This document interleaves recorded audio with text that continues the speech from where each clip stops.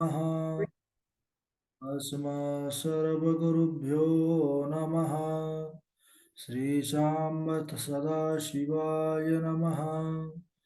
लम्बोदरं परमसुन्दरमेकदन्तं रक्ताम्बरं त्रिनयनं परमं पवित्रम् उदद्दिवाकर्णिभोज्ज्वलकान्तिकान्तं विघ्नेश्वरं सकलविघ्नहरं नमामि।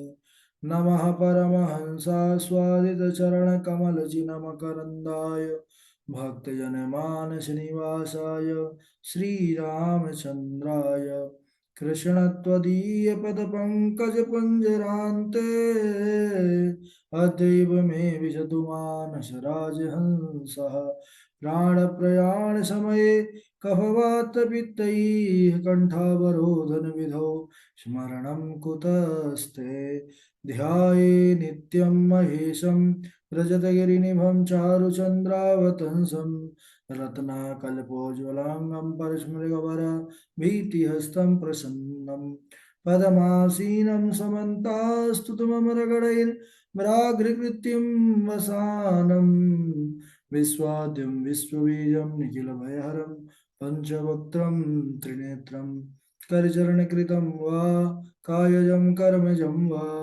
श्रवणनयनजं वा मानसं वापराधं विहितमविहितं वा सर्वमेतत्क्षमस्व। जय जय करुणाब्धे श्रीमहादेव सिंहो श्रीलक्ष्मीनाथ समारंभां नाथयामुनिमध्यमाम् अस्मदाचार्यपर्यन्तां वन्दे श्रीगुरुपरम्पराम्।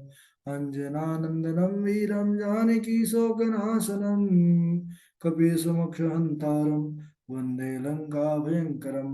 भक्ति भक्त भगवंत गुरु चतुर्नाम वपुएक इनके पद वंदन किए नासत विघ्न अनेक। बोलिए शाम सदा शिव भगवान की जय। पावन शिव महापुराण की जय। परम मंगलमय परात्पर अखिलेश्वर अचिंत कल्याण गुणगण निधान सर्वेश्वर सर्वाधिपति श्रेष्ठाचरणवान प्रजा के सुखदाता विज्ञान के पूर्ण ज्ञाता देवाधिदेव जगत नियंता जगत ईश्वर पंच तत्वोत्पादक विश्वेश्वर मंगल करता श्री श्याम सदाशिव भगवान के पावन चरण रविंदों पर कोटि नमन नतमस्तक वंदन एवं अभिनंदन। पराम्बा भगवती जगदीश्वरी शंकर शिव प्राण वल्लभा जगत जननी जगदम्बा माता पार्वती जी के पावन चरणारविंदों पर कोटि प्रणते। शिवाय शंभु का यह शब्द में विग्रह शिव महापुराण को कोटि कोटि प्रणाम। समस्त भूतादिक सिया राम मैं सब जग जानी करहूँ प्रणाम जोर जुग पाने। हम सब का यह परम सौभाग्य की शिव कथा मंदाग्नि पर स्नान करने का लाभ प्राप्त कर रहे हैं। पूर्व में हम सब बने हुए थे किस प्रकार माता सती जब दक्ष के यज्ञ में अपने पिता के घर जा करके अपने शरीर को यज्ञाग्नि के हवाले करती हैं। भगवान शंकर कोप में आकर के और उस समय फिर वीरभद्र को प्रकट करके दक्ष का यज्ञ विध्वंस करवाए। ऋषियों ने पूछा, देवर्षि नारद ने इधर ब्रह्मा जी से पूछा कि महाराज विष्णु जी ब्रह्मा जी यानी आप स्वयं क्यों गए थे और फिर विष्णु जी का इस प्रकार अपमान हुआ, तो उनको तो नहीं जाना चाहिए था जब भगवान शंकर नहीं गए। बोले कि दधीचि ऋषि का श्राप था इसलिए जाना पड़ा। बोले कैसे श्राप था, तो वह राजा छू का आख्यान प्रारंभ हुआ था। हम सब उस पर प्रवेश किए थे कि राजा छू जो ब्रह्मा के ही पुत्र हैं और दधीच ये दोनों मित्र थे। तो इन पर दोनों में एक बार विवाद हो गया। क्या विवाद हो गया? राजा छू छू कहने लगे सबसे बड़ा राजा होता है। उन्होंने कहा नहीं नहीं, सबसे बड़ा जो है तो ब्राह्मण को कहा गया है, तीनों वर्णों का गुरु कहा गया है।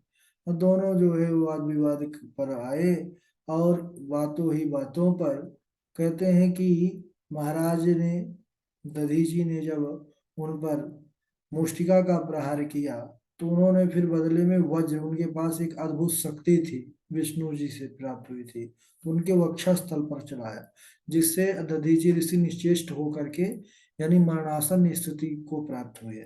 शुक्राचार्य जी को स्मरण किए तो शुक्राचार्य जी ने उनको विधिवत स्वस्थ किया और फिर उनको महामृत्युंजय मंत्र का विद्या बदलाई। और फिर महामृत्युंजय भगवान की सेवा से दधीचि ऋषि जो है भगवान सदाशिव को प्रसन्न कर लिए। देव देव महादेव मह्यम देहि वरत्रयम, तीन प्रकार के वरदान मांगे थे। कौन कौन से? पहला, मेरी हड्डी वज्र की हो जाए। दूसरा, कोई मेरा वध ना कर सके। तीसरा, मैं सदैव प्रसन्न रहूं।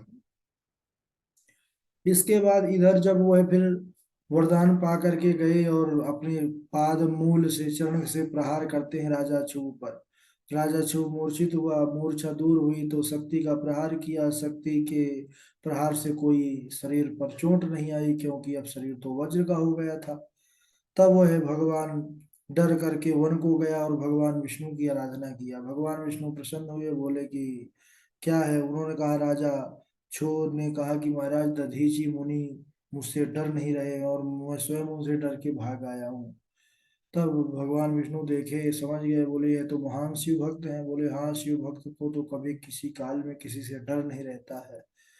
बोले नहीं, ऐसा कुछ करिए महाराज, मैं अब यही चाहता हूँ तो अपनी तपस्या का वरदान कि वह मुझसे आकर के बोल दें कि आप जीते मैं हारा।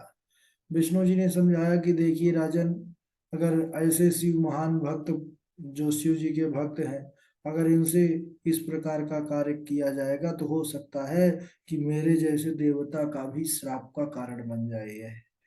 लेकिन बोले ठीक है, अगर तुमने तपस्या में यही मांगा है तो मैं इसको पूरा करने का प्रयास करूंगा। तो विष्णु जी ब्राह्मण का वेश धारण करके जाते हैं राजा छू के लिए, और जा करके दधीचि मुनि के पास गए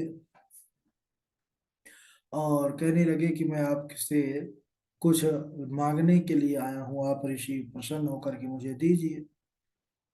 तो दधीचि मुनि समझ गए कि यह तो ब्राह्मण नहीं है, यह तो साक्षात नारायण है, विष्णु है। राजा छू के कहने पर मुझे मेरे पास आए हैं। तो उन्होंने कहा, देखिए आप ब्राह्मण वेश त्याग दीजिए, मुझे पता है कि आप मुझे छलने के लिए आए हैं और राजा छू का कार्य सिद्ध करने के लिए आए हैं। तब विष्णु जी लज्जित हुए, बोले महामुनि आपका कहना तो ठीक है, लेकिन आप शिव भक्त हैं, आपको तो किसी से भय नहीं है। परंतु मेरी एक बात आप मान लीजिए, आप राजा छू के पास जाकर के कह दीजिए कि मैं आपसे डरता हूं। तो दधीचि मुनि ने कहा कि ऐसा क्यों कह रहे हैं आप? मैं ऐसा क्यों कहूँ? क्योंकि मुझे तो कभी किसी से भय रहता ही नहीं है, मैं कभी किसी काल में किसी से डरता नहीं हूँ। ऐसी बात जब भगवान विष्णु ने सुना तो विष्णु जी को क्रोध आ गया और अपना चक्र सुदर्शन उठा लिया महाराज, मारने के लिए। किसको मारने के लिए? दधीचि मुनि को। लेकिन वह बार बार चलाने का प्रयास किए विष्णु जी, लेकिन सुदर्शन चक्र नहीं चला। तो दधीचि मुनि हंसने लगे, कहने लगे कि हे विष्णु जी, शिव जी का अस्त्र मुझ जैसे ब्राह्मणों के लिए नहीं है, क्योंकि सुदर्शन चक्र जो है भगवान शिव ने ही नारायण को दिया था और वह तो शिव भक्त है। तो शिव जी का अस्त्र शिव भक्त पर चलेगा? कभी नहीं चलेगा। बोले यदि आप क्रुद्ध हैं यानी क्रोधित हैं तो ब्रह्मास्त्र आदि, वैष्णव अस्त्र आदि इन अस्त्रों का प्रयोग कीजिए। तब विष्णु जी दधीचि को परास्त पराको दधीचि को समझ गए कि यह तो बड़े पराक्रमी है। पहले थोड़ा सा भ्रम हुआ कि ये शक्तिशाली नहीं होंगे, पराक्रमहीन ब्राह्मण समझ करके अस्त्र चलाया भी। लेकिन कहते हैं कि शिव भक्त ने कुछ नहीं किया, मुट्ठी भर कुसा उठाया और उसी कुठा को उठा करके उनके शस्त्रों की तरफ फेंक दिया। तो कहते हैं कुसा ही कालाग्नि नामक त्रिशूल बन करके और अपनी ज्वाला से समस्त बड़े बड़े दिव्यास्त्रों को उन्होंने शांत कर दिया था। तब सब समझ गए, देवता लोग भी, भगवान नारायण भी, सब लोग अपने अपने लोक को भाग गए। और युद्ध भी हुआ था, काफी युद्ध हुआ।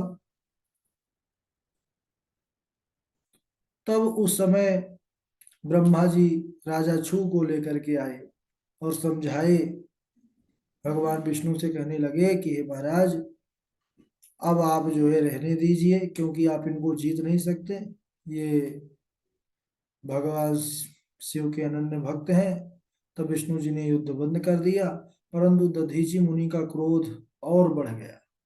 दधीची मुनि का क्रोध शांत ना हुआ और हाथ में जल लेकर के उन्होंने श्राप दे दिया कि हे विष्णु जी, समय आने पर रुद्र की कोपाग्नि से अब आप भी बचेंगे नहीं, क्योंकि आपने शिव भक्त पर इस प्रकार किया है। तो दधीचि मुनि को प्रणाम करके राजा छू भी अपने लोक को चला गया, घर को चला गया। विष्णु आदि देवता भी अपने लोक को चले गए। तभी से विष्णु जी को श्राप लग गया था दधीचि मुनि का, तो आज वह भी फलीभूत हुआ। तदेवं तीर्थमभवत स्थानेश्वर इति श्रुतम। कहते हैं तब से वह स्थान स्थानेश्वर के नाम से जाना जाता है और प्रसिद्ध तीर्थ के रूप में हो गया, जहां पहुंच करके मनुष्य शिव जी की सायुज्य मुक्ति को भी प्राप्त कर लेता है। नारद जी बोले कि हे महाभाग्य, जब वीरभद्र दक्ष का यज्ञ विध्वंस कर कैलाश को गए तब फिर क्या हुआ? तो ब्रह्मा जी बोले कि हे नारद जी, जब रुद्र की सेना समस्त यज्ञशाला को नष्ट कर दिया, तब देवता लोग भी बड़े दुखी हुए, क्योंकि उनको भी बड़ा कष्ट मिला, या अंग भंग हो गए। तो सब आकर के ब्रह्मा जी के पास सुनाए हाल समाचार। तब मैं देवताओं को सुखी व यज्ञ पूर्ण करने की तैयारी करने लगा और शिव जी का स्मरण कर वैकुंठ गया और भगवान विष्णु जी की स्तुति की और कहा कि दक्ष ने अपराध किया है, वह शिव जी को जो यज्ञ का भाग से अलग किया है, नहीं दिया, यह तो बड़ा अनर्थ किया। इसलिए हम सभी देवता भी उनके साथ अपराधी बने हैं। अब चलिए हम चले भगवान शिव से स्तुति करें, उनसे क्षमा याचना करें। उनकी शरण में जाने से अब हम सबको सुख की प्राप्ति होगी। तब सब देवता उनकी शरण में जाकर के स्तुति करने लगे। ब्रह्मा जी, विष्णु जी, सभी देवता, और वहां जाकर के जहाँ सुंदर हमारे सदाशिव योगियों के परम गुरु परम योगी सदाशिव विराजमान थे, उनको प्रणाम करके कहने लगे कि हे महादेव, आपके कृपा के बिना हम सब तो अपूर्ण ही हैं, नष्ट हो जाएंगे।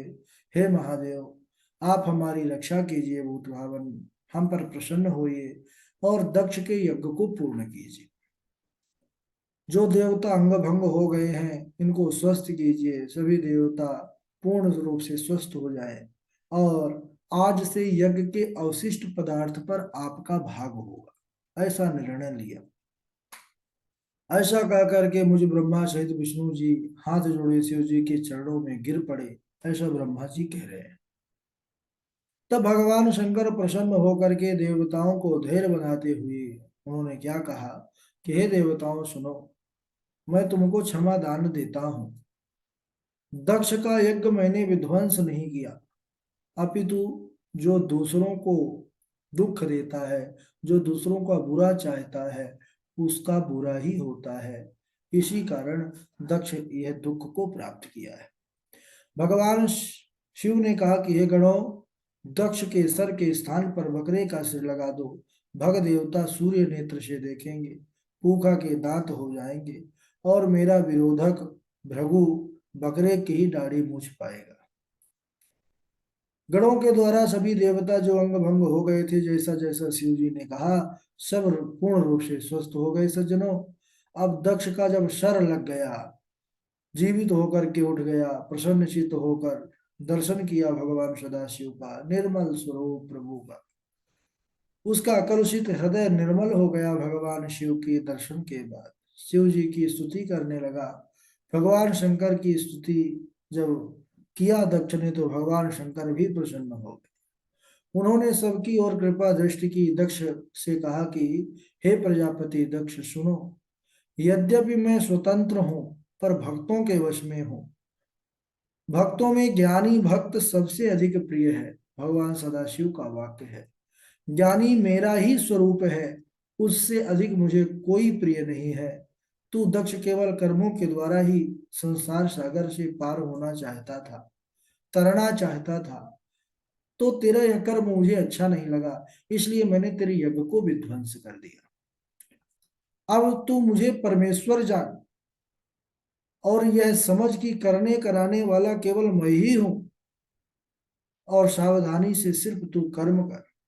तू यह जान कि जगत की सृष्टि का उत्पाद, संचालन, निर्माण और संहार मेरे ही द्वारा होता है, ऐसा जब सदाशिव ने ज्ञात कराया, तब जो है दक्ष को ज्ञान हुआ महाराज।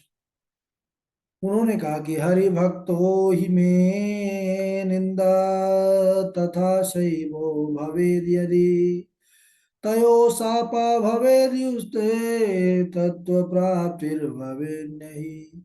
यदि कोई विष्णु जी का भक्त होकर के मेरी निंदा करेगा, शिव की निंदा करेगा, या फिर मेरा भक्त होकर, शिव भक्त होकर विष्णु की निंदा करेगा, तो कहते हैं कि आज से जो श्राप आपने दिया है मुझे, वह सारा श्राप उसी को लगेगा।